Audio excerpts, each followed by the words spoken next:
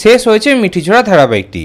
আর মিঠিঝোড়া ধারাবাহিকটি শেষ হতে না হতে এবার ধারাবাহিকের সার্থক অর্থাৎ অভিনেতা মৈনাক ঢোল আবারও নতুন ধারাবাহিকে ফিরছেন।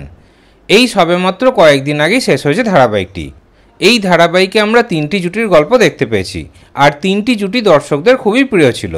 আর তাদের মধ্যে একটি জুটি হলো সার্থক স্রোত জুটি, যেই চরিত্রে অভিনয় করছিলেন মৈনাক ঢোল এবং স্বপ্নীলা চক্রবর্তী। এই জুটিকে দর্শকরা এতটাই পছন্দ করে ফেলেছিল যে তারা চাইছে যে এই জুটির নতুন ধারাবাহিক যেন আবারও আনা হয়। আর এই সব কিছুর মাঝেই দর্শকদের জন্য আনন্দের খবর সামনে এলো। ইতিমধ্যেই কনফার্মেশন পাওয়া গেছে যে মিঠিঝোড়া ধারাবাহিকের সার্থক অর্থাৎ অভিনেতা মৈনাক ঢোল আবারও নতুন ধারাবাহিকে প্রধান নায়কের ভূমিকায় ফিরতে চলেছেন। আপনাদেরকে তো আগেই জানিয়ে দিয়েছিলাম যে জি বাংলায় অর্গ্যানিক স্টুডিওর প্রোডাকশনের একটি নতুন ধারাবাহিক আসতে চলেছে, যেখানে প্রধান নায়ক নায়িকার ভূমিকায় অভিনয় করবেন সোমরাজ মাইতি এবং নন্দিনী দত্ত।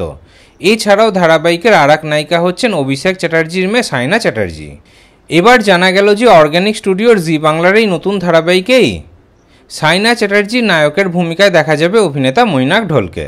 এই নতুন ধারাবাহিকে 2টি জুটি থাকতে চলেছে, একটি হলো সোমরাজ মাইতি এবং নন্দিনী দত্ত জুটি, এবং আর একটি হলো মৈনাক ঢোল এবং সাইনা চ্যাটার্জির জুটি।